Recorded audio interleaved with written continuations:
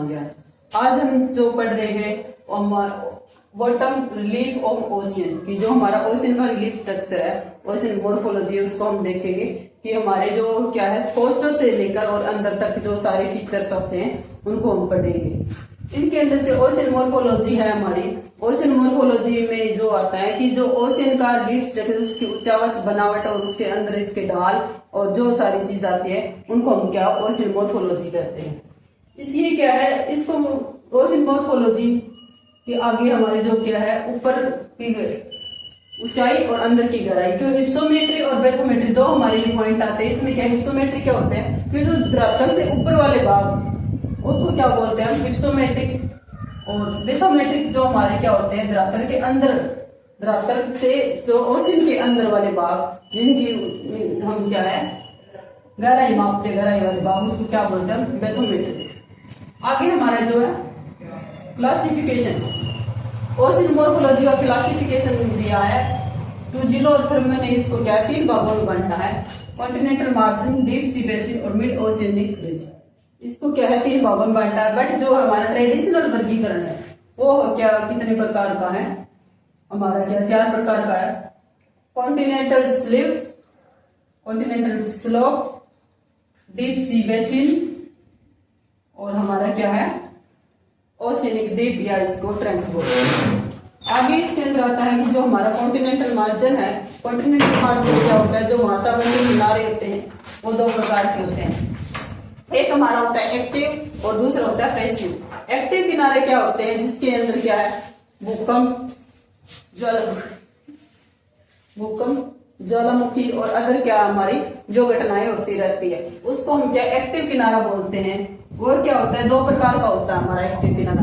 एक तो होता है अपसारी, अभिसारी और रूपांतर, 3 प्रकार के किनारे होते हैं। पर जो एक्टिव किनारा होता है वो हम क्या है अभिसारी या क्या है जो रूपांतर वर्णन होते हैं वो किनारे होते हैं, अपसारी और क्या होते हैं और अभिसारी किनारे। बट जो पैसिव किनारे होते हैं उसके आसपास क्या कोई घटनाएं नहीं होती और वो क्या होते हैं पैसिव किनारे होते हैं, मार्जिन होते हैं। इसके अंदर क्या है हमारे कई भाग शामिल किए जाते हैं। कॉन्टिनेंटल सेल, इसका ढाल क्या होता है हमारा 1 से 3 डिग्री तक ढाल होता है इसका। इसकी गहराई क्या होती है 100 फैथम नॉर्मल गहराई होती है। बट जो सेफर्ड मोहदे ने उसकी गहराई कितनी मानी है 72 फैथम मानी है। और इसकी चौड़ाई क्या है 87 किलोमीटर तक होती है। बट सेफर्ड ने इसकी क्या है चौड़ाई कितनी मानी है 67 किलोमीटर मानी है। कोसिना महोदय ने इसका ढाल क्या बताया है 2 फैथम पर मील बताया है। बट जो औसत महासागरों का, हमारे जो औसत महासागरों का जो सेल्फ है वो क्या है 8.6% है। और इंडियन ओशियन का कोस्ट है उसका, इंडियन हमारा क्या है इंडियन कोस्ट है हमारा, उसका क्या सेल्फ है, उसका जो हमारी क्या है गहराई है वो 100 फैथम है। और इसकी जो हमारा क्या है इसकी चौड़ाई है वो ईस्ट में हमारी क्या है 50 किलोमीटर और वेस्ट में क्या है हमारी 150 किलोमीटर।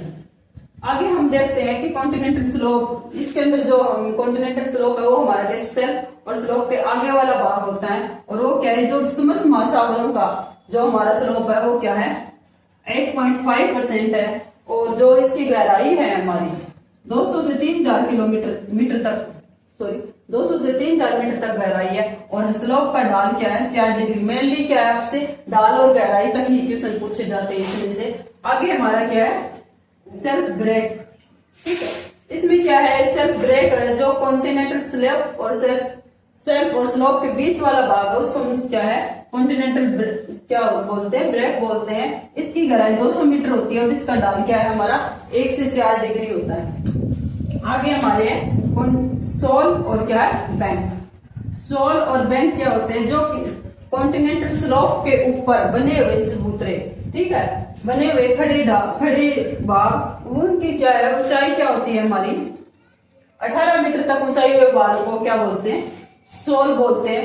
बट जो सपाट मैदान होते हैं किनारों के ऊपर उनको क्या बोलते हैं हम बैंक बोलते हैं। जैसे हमारे क्या है grand bank, George bank, Dagar bank, ठीक है। ये हमारे 3 बैंक है, ग्रांड बैंक और जॉर्ज बैंक ये नॉर्थ अमेरिका की साइड है और जो हमारा डागर बैंक है वो यूरोप में पड़ता है, ठीक।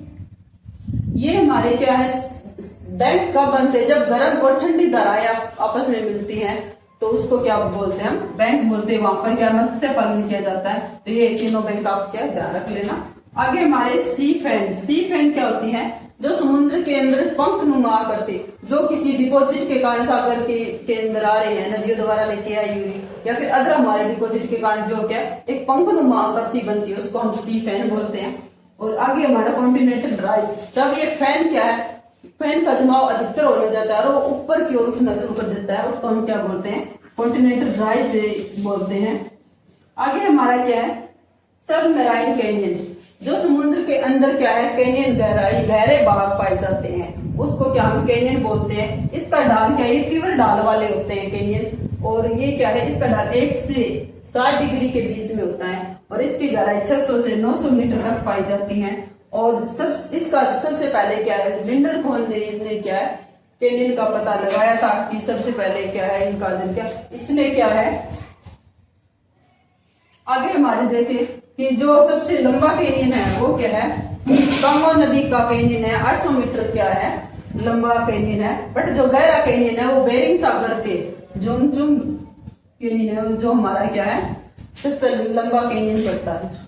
तो हमारे जो ओशन के जो है रिलीफ स्ट्रक्चर है, इनमें हमने क्या ये देखा। बट जो हमारा ये कॉन्टिनेंटल स्लोप है, स्लोप के बहुत सारी हमारी क्या विशेषता है, वहां पर क्या है तो कॉन्टिनेंटल स्लोप और जो हमारा क्या है कॉन्टिनेंटल मार्जिन और कॉन्टिनेंटल सेल्फ। कॉन्टिनेंटल सेल्फ है, वहां पर क्या है हमारी बहुत सारी चीजें देखने को मिलती है। जैसे मेनली क्या है हमारे कोस्ट, सारे बैंक हमारे कॉन्टिनेंटल सेल्फ के आसपास मिलते हैं। बहुत सारी क्या है जो हमारे खनिज तेल और जो हमारे अदर जो हमारी बंदरगाहें हैं, वो सारी चीजें क्या कॉन्टिनेंटल स्लोप पर पाई जाती हैं। ठीक है, ये बहुत सारे कॉन्टिनेंटल स्लोप है। हमारा आगे क्या है सेल्फ ब्रेक है, शोल है और बैंक, ये दोनों चीजें है हमारी है। और कॉन्टिनेंट जिससे सी फैन और कॉन्टिनेंटल राइज और सबमरीन कैनियन, ये सारी हमारी क्या ओशियन की जो हमारी है ओशियनिक मॉर्फोलॉजी के अंदर जिसमें हमने पढ़ा। आगे हम क्या सारे ओशियन के बारे में देखेंगे और इसी तरह में बने रहिए मेरे साथ। हम क्या है अपनी इसी सीरीज को ओशियन के, हमारे ओशियन के सिर्फ 2 और 4 चैप्टर रहते हैं, हमारी सारे ओशियन इनकी क्या रिलीफ स्ट्रक्चर हम देखेंगे। और आगे हम क्या है सारे जो हमारे पढ़ते हैं हमारी इसके ओशन का टेम्परेचर और हमारी क्या है सेलिनिटी, 2 ही चैप्टर रहते हैं हमारे ओशन में और हमारा क्या ओशन कंप्लीट हो जाएगी और आगे हम कोई और एक नया चैप्टर क्या है शुरू करेंगे।